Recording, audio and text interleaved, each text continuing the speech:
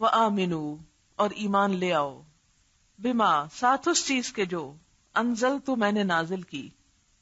کیا نازل کی؟ قرآن. کیونکہ وہ انکار کر رہے تھے، فرمایا نہیں انکار مت کرو، ایمان لے آؤ. یہ کیا کرتی ہے کتاب؟ مصدقن تصدیق کرنے والی ہے، مصدقن تصدیق کرنے والی ہے. کس چیز کی؟ لما اس چیز کی جو معکم تمہارے پاس ہے. تمہارے پاس کیا تھا؟ تورات. تمہارے پاس جو کچھ تورات میں سے ہے یہ قرآن اس کی تصدیق کر رہا ہے.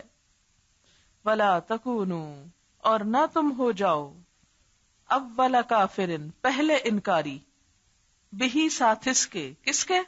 قرآن کے، محمد صلی اللہ علیہ وسلم کے. کیونکہ دونوں کا انکار لازم و ملزوم تھا، ایک کا انکار دوسرے کا انکار تھا.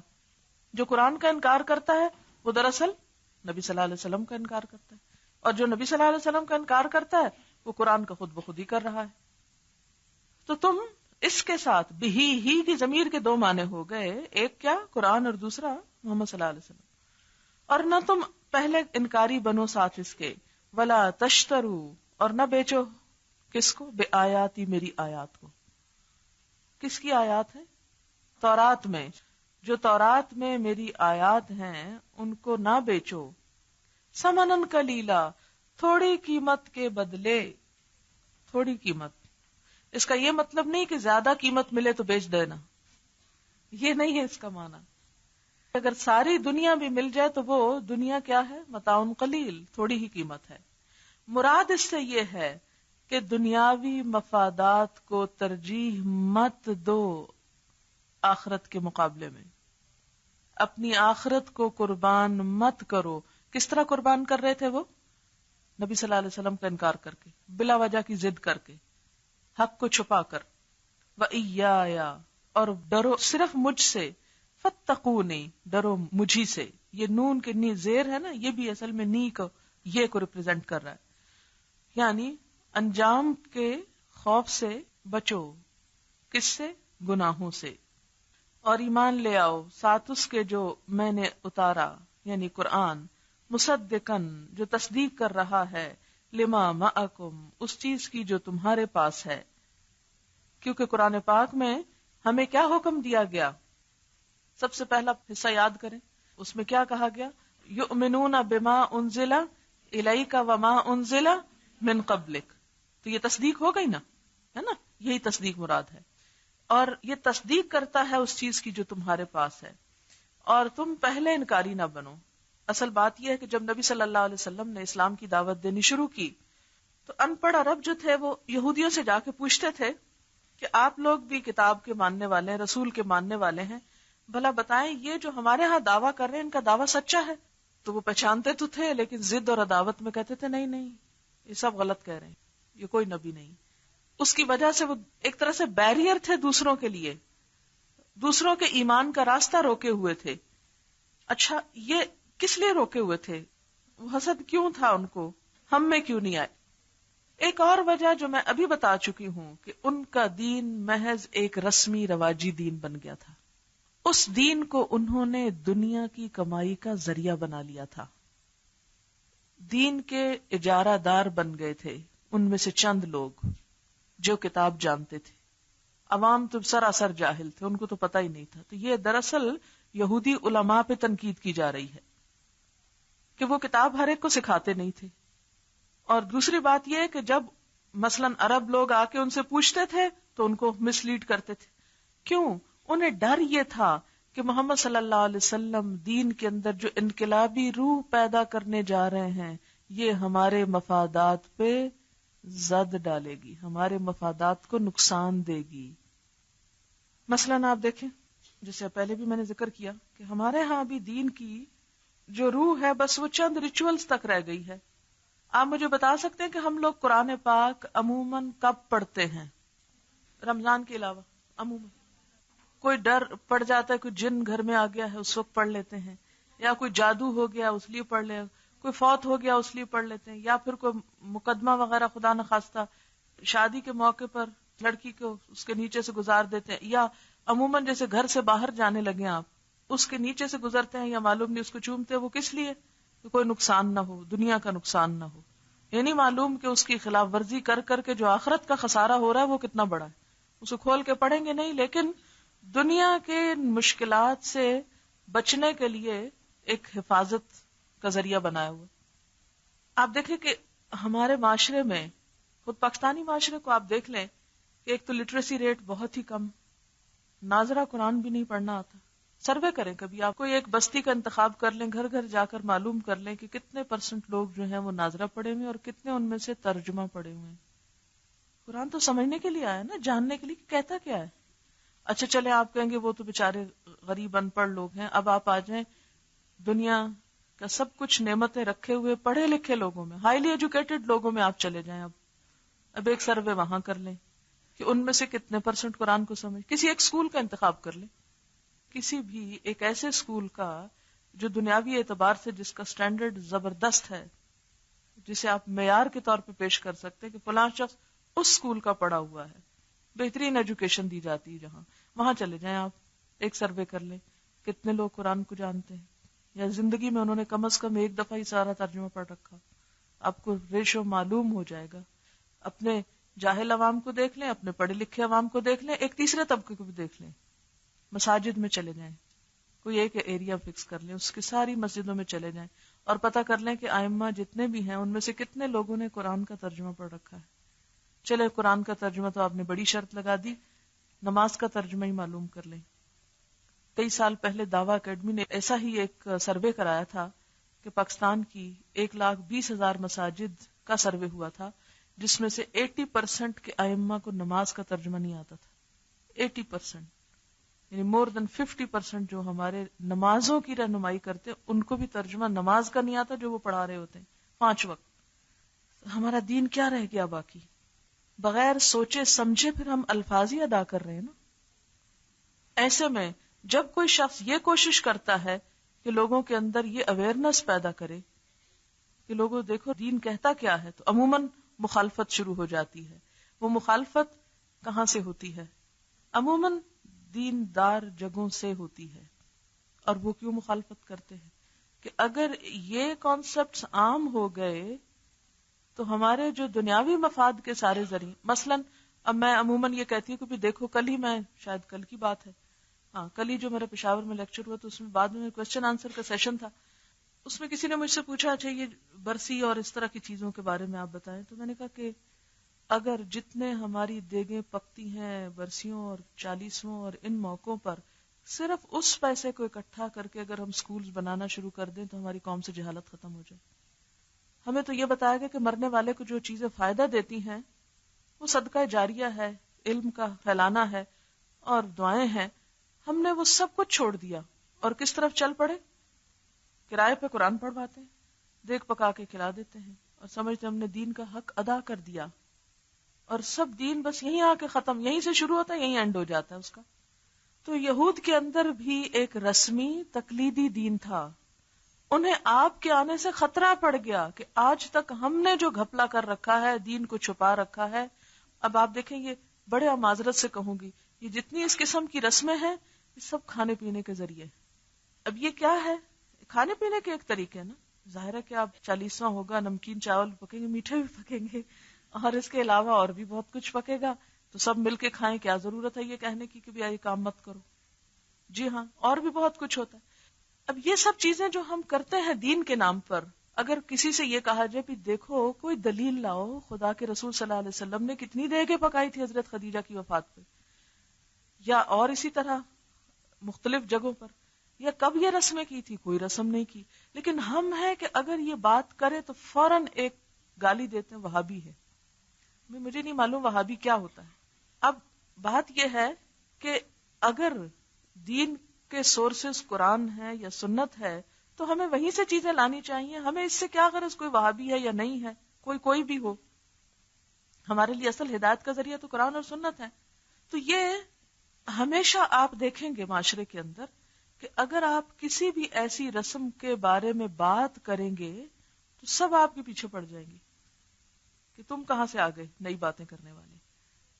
یہی وہ وجہ تھی جس کا خطرہ یہود نے محسوس کیا اور انہوں نے حضور کی مخالفت کی تو اللہ تعالیٰ نے پکڑ لیا، فرمایا لا تشتروا بآیاتی ثمنا قلیلا، میری آیات کو الٹے معنی پہنا کر اور میری آیات کو چھپا کر دنیاوی مفاد لیتے ہو۔ یعنی ان رسموں کو پروٹیکٹ کرنے والے دراصل کون تھے؟ مذہبی طبقے۔ آج بھی عوام کے اندر سے یہ رسمیں ختم کیوں نہیں ہوتی؟ اس لیے کہ مذہبی طبقے ان کو ختم نہیں کرنے دیتے۔ اور دوسری طرف کہا جاتا ہے کہ قرآن کا ترجمہ وہ نہ پڑھنا کہیں گمراہ نہ ہو جاؤ۔ لٹرلی مجھے کئی جگہوں سے یہ بات سننے کو ملی کہ لوگ کہتے ہیں ترجمہ نہ پڑھنا گمراہ ہو جاؤ گے۔ کیا پتا ہم سے کوئی غلطی ہو جائے سمجھنے میں یا کرنے میں۔ جی ہاں، بسا اوقات یہ بھی کہتے ہیں کہ استاد کے بغیر نہیں، اور بسا اوقات یہ بھی کہتے ہیں کہ یہ چند لوگوں کا کام ہے، صرف ہر ایک کے بس کی بات نہیں۔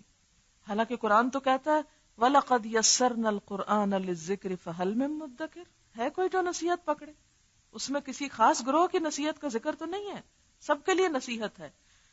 اب آپ دیکھیں، میں نے ایک اخبار کی کٹنگ پچھلے دنوں کاٹ کے اپنے یہاں لگائی تھی، میں پڑھ کے سناتی ہوں۔ آپ کا ہر وہ کام جس کی تکمیل چاہتے ہیں یا خواہش رکھتے ہیں، استخارہ بذریعہ آیات قرآنی پورا ہو سکتا ہے۔ بچے بڑے تعلیم میں کمزور، پڑھائی میں جی نہیں لگتا، رشتوں کا مسئلہ، گھریلو ناچاکی، پیدائشی نام رکھنا، نقش بنوانا، نظر سائے کا توڑ اور پتہ نہیں نوکری کا حصول، بیماری سے نجات، ہر جگہ سے مایوسی کے بعد آپ کا علاج آیات قرآنی، علم نوری، علم نقش، علم جفر، حروف نورانی، اس سے آپ کا نام، اسم اعظم سے، پھلوں سبزیوں، قدرتی رنگوں سے، موتیوں، پتھروں، ہیروں سے۔ اور پاکستان بھر میں عرصہ 18 سال سے پریشانی اور بیماریوں کے لیے دوا اور دعا دونوں کی ضرورت ہوتی۔ استخارہ فیس 250 روپے، مشورہ ملاقات 125 روپے، چینی پانی نمک تیل پر دم 125 روپے، نقش اور دوائی 1 ماہ کورس 300 روپے، اور ملنے کے اوقات یہ سب کچھ ہے۔ روح کانپ اٹھی تھی یہ پڑھ کے۔ یہ اخبار کی کٹنگ ہے، یہ میں آپ کو اس لیے دکھا رہی ہوں کہ آپ کو تسلی رہے۔ آپ خود بھی پڑھتے رہتے ہوں گے ایسی بہت سی خبریں۔ اب آپ خود سوچیں کہ جب حالت یہ ہو جائے کہ ان چیزوں کے اوپر فیس لکھ کر اخبار میں چھاپ دی جائے کہ آئے ہم آپ کو دعا بتاتے ہیں، اتنی فیس لے کر آئے، تو یہ بھی کس میں آ جاتا ہے؟ لا تشتروا بآیاتی ثمنا قلیلا۔ تھوڑے فائدوں کے عوض تم یہ اللہ تعالیٰ کے کلام کو اس طرح کاروبار بنا کے بیچنے کا عمل جو ہے وہ جاری نہ کرو۔ سنن ابی داؤد میں ہے کہ نبی صلی اللہ علیہ وسلم نے فرمایا، جو شخص اس علم کو جس سے خدا کی رضامندی حاصل ہوتی ہے اس لیے سیکھے کہ اس سے دنیا کمائے، وہ قیامت کے دن جنت کی خوشبو بھی نہ پائے گا۔ اسی لیے علماء کہتے ہیں کہ نمبر 1، علم سکھانے کی اجرت بغیر مقرر کیے لینا تو جائز ہے، لیکن مقرر نہیں کرنی چاہیے۔ یعنی علم سکھانے کی اجرت مقرر نہ کریں آپ۔ نمبر 2، بیت المال سے لینا جائز ہے۔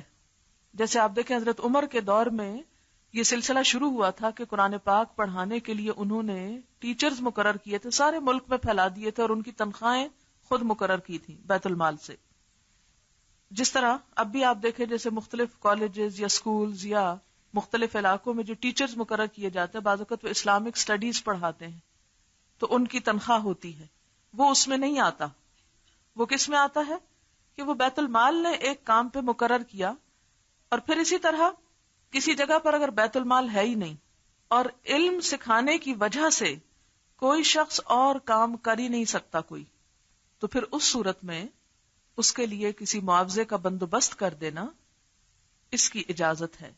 لیکن غلط فتوے دے کر مال حاصل کرنا اور مال حاصل کرنے کی نیت سے بیٹھ کر ایسا علم سیکھنا سکھانا، یہ درست نہیں۔ مثلا کوئی شخص صرف اس لیے دین پڑھنا شروع کر دے کہ بھی اور کچھ نہیں، روٹی تو کھائیں گے، مفت میں ملتی ہے وہاں، یہ نہیں نعوذ باللہ کہ آپ میں سے کوئی ایسا سوچتا ہوگا، لیکن کیا ہمارے معاشرے میں سوچ نہیں پائی جاتی؟ پکڑا اور جاؤ مدرسے میں چھوڑا اس کو، کس لیے چھوڑا؟ بعض اوقات کیا سوچ ہوتی ہے، جی ہاں اکوموڈیشن بھی فری ہے، کھانا بھی فری ہے، اور چند سال گزر جائیں گے، کیونکہ کئی سال کے کورس ہوتے تو کچھ وقت گزر جائے گا۔ اچھا، اس کا نتیجہ کیا ہوا؟ اس کا رزلٹ پتہ کیا ہوا؟ کہ وہ لوگ جو دنیا میں کوئی کام نہ کر سکے، انہوں نے مجبوری کے طور پہ دین کو پیشہ بنا لیا۔ اس کا رزلٹ یہ ہوا کہ جب وہ لوگ دین کی مسند پہ بیٹھے جو محرومیوں کا شکار تھے، مثلا کوئی یتیم بچہ ہے، کوئی نہیں رکھنے کو تیار، جاؤ اس کو مدرسے میں چھوڑاؤ، کوئی اور اسی طرح کا بیچارہ کسی طرح سے محروم ہے، وہ پڑھ نہیں سکا. مثلاً ہمارے یہاں دیکھیں کہ ہر نابینا کو حافظ جی کہتے ہیں، چاہے اس نے قرآن نہ بھی حفظ کیا ہو. کیوں کہتے ہیں؟ کیونکہ اس نے دنیا کا تو کوئی کام کرنا نہیں، چلو قرآن حفظ کرا دو، وہ 2 وقت کی روٹی کما لے گا. اس میں یہ نہیں کہ نابینا کو حفظ نہیں کرنا چاہیے، ضرور کرنا چاہیے، اس کے لیے تو زیادہ اجر ہے کہ مشقت سے کر رہا ہے، لیکن نیت کی خرابی کی اصل بات کر رہی ہیں. مائیں بھی اپنے ذہین ترین بچے کو انجینئر بنانا چاہتی ہیں، بزنس مین بنانا چاہتی، اور بہت کچھ کرنا چاہتی، لیکن اگر ان میں سے کوئی ذہنی لحاظ سے کمزور ہے نا، وہ آگے نہیں پڑھ سکتا، تو کہ چلو اس کو دین ہی پڑھا دو. یہ ہمارا ایک ٹرینڈ ہے. میں یہ نہیں کہتی کہ اس کو دین نہیں پڑھنا چاہیے، بات کو اچھی طرح سمجھیں. دین تو ہر ایک کے لیے، کمزور دماغ والے کے لیے بھی اور ذہین کے لیے بھی ہے، لیکن ہمارا جو طرز عمل ہے، جو ہماری ایک مجموعی سوچ بن چکی ہے کہ دنیا کے لیے بیسٹ مائنڈز، بہترین دماغ، اور دین کے لیے جو ادھر نہ چلے وہ اس کو ادھر، ریجیکٹڈ وہ ادھر کر دو. اچھا، بعض اوقات یہ ہوتا ہے کہ ایک سلسلہ اب چل پڑا کہ جو لوگ خود محرومی کا شکار ہوتے ہیں، مار پیٹ کے پڑھتے ہیں، جب وہ استاد بنتے ہیں وہ پھر ایسی شامت لاتے ہیں، مار مار کے چمڑی ادھیڑ دیتے ہیں. اب تصور بن گیا کہ دین کی تعلیم ڈنڈے کے بغیر نہیں ہوتی، یعنی آپ دنیا کی تعلیم تو آخر تک پڑھ جائیں ڈنڈے کے بغیر، اور جب آپ قرآن ہاتھ میں لیں تو بچہ ایک غیظ و غضب کا شکار اور مار پیٹ، اور آپ دیکھیں کہ ہمارے ہاں اکثر مدارس میں خوب پٹائی ہوتی ہے، اور یہاں تک کہا جاتا ہے جی قرآن تو پٹے بغیر حفظ ہو ہی نہیں سکتا. میں اس سے ٹوٹلی ڈس ایگری کرتی ہوں. کیوں؟ اس لیے کہ حضور صلی اللہ علیہ وسلم نے کیا کسی کو قرآن حفظ نہیں کرایا تھا؟ اور کتنے لوگوں کو پیٹ کے کروایا تھا؟ ایک مثال دیں کہ آپ نے ایک کو بھی تھپڑ مارا ہو اس لیے کہ اس کو سبق یاد نہیں تھا. ڈنڈا اٹھانا تو بہت دور کی بات، وہ ڈنڈے سب جہاد میں اٹھتے تھے. ہماری قوم جہاد تو رہا کوئی نہیں، اب سب ڈنڈے اپنوں پہ ہی برسنے لگے. دین کے نام پر محبتیں عام ہونے کی بجائے نفرتیں عام ہونے لگی. ایک اور ری ایکشن یہ ہوا کہ جو پڑھا لکھا طبقہ تھا، خصوصاً وہ جو کانوینٹس میں جا کے پڑھا، جنہوں نے ننس کی محبت اور شفقت دیکھی، وہ دین کے نام سے لرزنے لگا، خوف زدہ ہونے لگا، اور اس طرح ایک بڑی ڈویژن ہوتی گئی. وہ دین جو رحمت تھا سارے جہان کے لیے، وہ دین عذاب بن گیا لوگوں کے لیے، اور ایک بہت واضح گروپ بندی ہونے لگی، جس کے نتیجے میں زوال اور بڑھتا چلا گیا. اسی لیے آپ دیکھیں کہ اللہ تعالیٰ بنی اسرائیل کی، میں کبھی سوچا کرتی تھی بنی اسرائیل کی مثال پتہ نہیں کیوں اتنا زیادہ ظاہر ہے کہ بنی اسرائیل نے جو کیا سو کیا، ہمیں کیوں سنایا جا رہا ہے کہ دیکھو تم نہ کرنا، تم ان سے بچنا. پھر آپ دیکھیں کہ دین کے نام پر جو ہمارے ہاں دین کے استاد کا جو ایک ویلیو ہوتا تھا، جو احترام تھا، جو تقدس تھا، وہ ایک مذاق میں بدل گیا. مولوی کا نام ایک مذاق سے بڑھ کر ایک گالی بن گیا، یا مولوی کا نام آتے ہی ایک خود غرضی کا سمبل سامنے آنے لگا. اچھا، پھر اس کے ساتھ چندے مانگنے کا دور شروع ہو گیا. مسجد بنانی ہے چندہ چاہیے، مدرسہ بنانا چندہ چاہیے. بعض اوقات ایسے حربوں ایسے طریقوں سے کہ دوپہر کو لوگ سو رہے آرام کرے، بیل کر رہے بیل کر کے، تو ان کو پھر کشکول دے کے گھر گھر پھر آیا گیا. ایک تو بات یہ ہے کہ ہم بیٹھے تنقید کرتے رہیں. یہ بالکل ایسے ہی جیسے آپ سڑک پہ چل رہے ہیں اور کوڑے کے ڈھیر پڑے اور آپ کے یہ دیکھو کوڑے کا ڈھیر، وہ دیکھو کوڑے کا ڈھیر، وہ دیکھو کتنی گندگی ہے، یہ دیکھو کیا ہو رہا ہے. اور دوسرا کام یہ ہے کہ آپ خود بھی لگ جائیں اور جو آپ کے ساتھ لبیک ہے تو ان کو بھی ساتھ لگا لیں اور اس ڈھیر کو اٹھانا شروع کر دیں. ہمارے معاشرے کی اکثریت نے یہ کیا کہ صرف سڑک پہ چلتے ہوئے کوڑے کے ڈھیر بتاتے گئے، یہ دیکھو گندگی، یہ دیکھو گندگی. کسی اللہ کے بندے نے اتر کے یہ نہیں کیا کہ آؤ اٹھائیں اس کو. تو میں آپ سے بھی یہی توقع کرتی ہوں کہ آپ نے جب تبلیغ کے لیے نکلنا تو خدا کے لیے ہاتھ جوڑ کے کہتی ہوں کہ صرف تنقیدیں نہیں کرنی، یہ خرابی وہ خرابی، بوقت ضرورت پوائنٹ آؤٹ تو کرنا پڑتا ہے. یہ اب ایک مجبوری تھی کہ میں اپنے معاشرے کی ایک تصویر آپ کے سامنے لاتی جو بنی اسرائیل کی طرح وہ ہم کر رہے ہیں. لیکن ہمیں صرف یہی کر کے نہیں رہ جانا، ہم نے اس ٹرینڈ کو بدلنا ہے. اسی لیے لوگ مجھ سے پوچھتے ہیں اچھا دین صرف BA کیے ہوئے لوگوں کے لیے، مجھ پہ تنقید کرتے ہیں یہ آپ نے کیا ایک نیا فیشن نکال لیا، اس سے کم پہ کیوں نہیں. یہ میں نے صرف اس ٹرینڈ کو بدلنے کے لیے کہ ہاں دنیا کے ہائیلی ایجوکیٹڈ لوگ بھی دین پڑھ سکتے ہیں اور یہ دین ان کے لیے بھی ہے، تاکہ لوگوں کے اندر وہ دین کی ایک فقیری اور مسکنت اور وہ ایک جو خاص ٹرینڈ پیدا ہو چکا ہے اس میں کمی کی جا سکے. یہ نہیں کہ دین صرف امیروں کے لیے ہے یا پڑھے لکھے لوگ، دین تو ہر ایک کے لیے ہے، لیکن چاہتی یہ ہوں کہ جو لوگ تھوڑی سینس رکھتے ہیں، پڑھ لکھ گئے ہیں، وہ آگے بڑھیں اور اس کوڑے کے ڈھیر کو ہم مل کر اٹھا کے سب کچھ صاف کر لیں. اپنی طرف سے تو کوشش ہے، باقی تو نتائج اللہ کے ہاتھ میں، ہم تو کسی چیز کا بھی دعویٰ نہیں کرتے. یہاں پر بنی اسرائیل کو جو کہا گیا تو دراصل سنایا ہمیں گیا. وَلَا تَشْتَرُوا بِآيَاتِي ثَمَنًا قَلِيلًا، دین کے احکامات کو دنیا کے مفاد کے لیے قربان مت کرو. وَإِيَّايَ فَاتَّقُونِ، مجھ سے بس ڈرو، لوگوں سے مت ڈرنا. کیونکہ بسا اوقات ہوتا یہ تھا کہ جیسے ورقہ بن نوفل نے حق تسلیم کر لیا نا، حق کو مان لیا. اب ایک ماننے سے ڈرتا تھا کہ اگر میں مانوں گا تو وہ میرے پیچھے پڑ جائے گا کہ لوگ کیا کہیں گے. اچھا یہ مان گیا، نبی صلی اللہ علیہ وسلم کو مان گئے. کہا نہیں، لوگوں سے نہ ڈرنا، ایایا فتقون، صرف مجھ سے ڈرنا. پیچھے کیا ایایا فرہبون، ایایا فتقون. یہ کام اسی وقت ہو سکتا ہے جب انسان کے دل میں لوگوں کا خوف نہ ہو، صرف اللہ کا خوف. آپ دیکھیں کہ عموماً ہم جا رہے ہوتے ہیں، ٹیشو پڑا ہوتا ہے، ہم نیچے جھک کے کیوں نہیں اٹھاتے؟ لوگ کہیں گے لوگ ٹیشو اٹھاتا ہے، کوڑا اٹھاتا ہے. میں اکثر گزرتے گزرتے کوڑا اٹھاتی ہوں راستے سے، تاکہ ایک تو اپنے نفس میں تکبر نہ ہے، دوسرا یہ کہ جو دیکھے وہ یہ سمجھے کہ خواہ ہم کسی بھی درجے پر ہوں، استاد ہوں یا شاگرد ہوں، ان چیزوں سے ہماری شان میں فرق نہیں آتا. اور آپ دیکھیں کہ نبی صلی اللہ علیہ وسلم خندق کھودنے پہ خود ساتھ شامل تھے. پھر اسی طرح یہ ہے کہ کوئی بھی کام چھوٹا نہیں ہوا کرتا، ہر کام جو ہے اس کی اپنی ایک ویلیو ہے. ہم میں سے بہت سے لوگ کوڑا کیوں نہیں اٹھائیں گے؟ لوگ جھاڑو دیتے ہوئے شرماتے ہیں، کہتے ہم جھاڑو دیں گے، ہماری تو شان میں فرق آ جائے گا، ہم نے تو کبھی کوئی کام نہیں کیا. ہمارا عموماً یہ ٹرینڈ ہے. فخر سے لڑکیاں شادی کے بعد بتاتی ماں باپ کے گھر میں کبھی جھاڑو نہیں لگایا تھا، ہاتھ ہی نہیں لگایا تھا. جھاڑو کیا کسی کام کو ہی ہاتھ نہیں لگایا تھا. اسلام میں تو کام کرنے میں عظمت ہے، ہم نے کام نہ کرنا عظمت بنا لی. ایسا ہی نہیں کرتے. عموماً لڑکیاں اس بات پہ فخر کرتی ہم نے کبھی کام نہیں کیا. کہیں بیٹھ کے ذرا گفتگویں سنیں آپ. اور کام کرنے والے شرماتے ہیں کہ ہائے کسی کو پتا چل جائے گا ہم گھر میں جھاڑو لگاتے ہیں، ہم اپنا باتھ روم خود صاف کر لیتے کسی کو پتا نہ چلے، ہم برتن بھی دھو لیتے. نبی صلی اللہ علیہ وسلم جوتے مرمت کر لیا کرتے تھے. آپ سے بڑی شان تھی کسی کی؟ کچھ آپ کی شان میں فرق آیا اس سے جب آپ نے جوتے مرمت کی؟ کچھ نہیں ہوتا، صرف اپنی سوچ ہے. ہم نے خود سے ایک تقسیم کر لی، یہ کام عزت کا، یہ نہیں ہے، حالانکہ کام تو سارے عزت کے ہیں. تو یہ کیوں کہا گیا یا فتقون، لوگوں سے نہ ڈرنا، مجھ سے ڈرنا. کیونکہ ہم گلی محلے میں بھی کوڑے کے ڈھیر اس لیے نہیں اٹھاتے کہ کوئی کہے کہ ہاں یہ جمع دار ہو کیا، صفائی کر رہا ہے.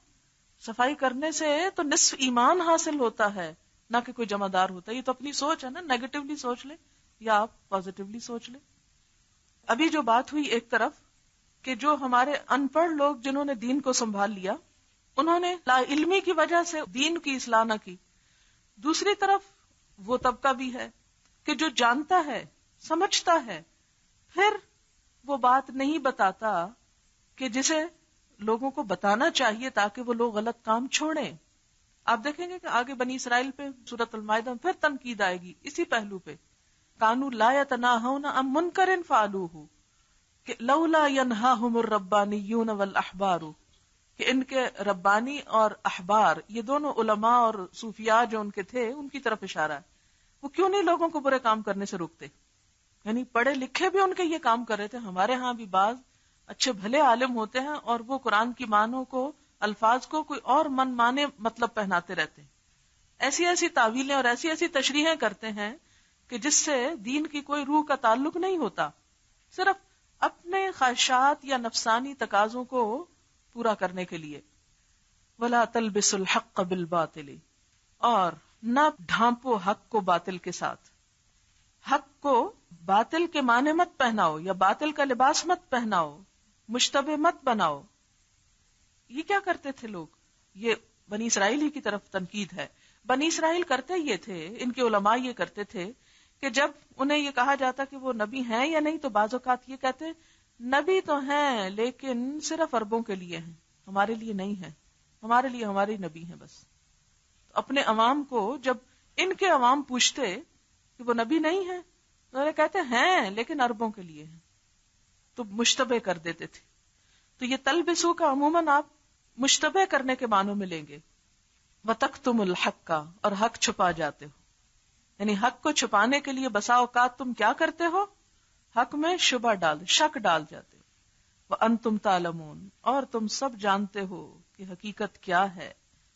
جو ان لوگوں سے پوچھنے کے لیے آتے تو آپ صلی اللہ علیہ وسلم کے خلاف یہ یہودی علماء آپ کے مشن کے خلاف وسوسے پیدا کر دیتے لوگوں کے دلوں میں، ایسے شوشے چھوڑ دیتے کہ لوگ شک میں پڑ جائیں.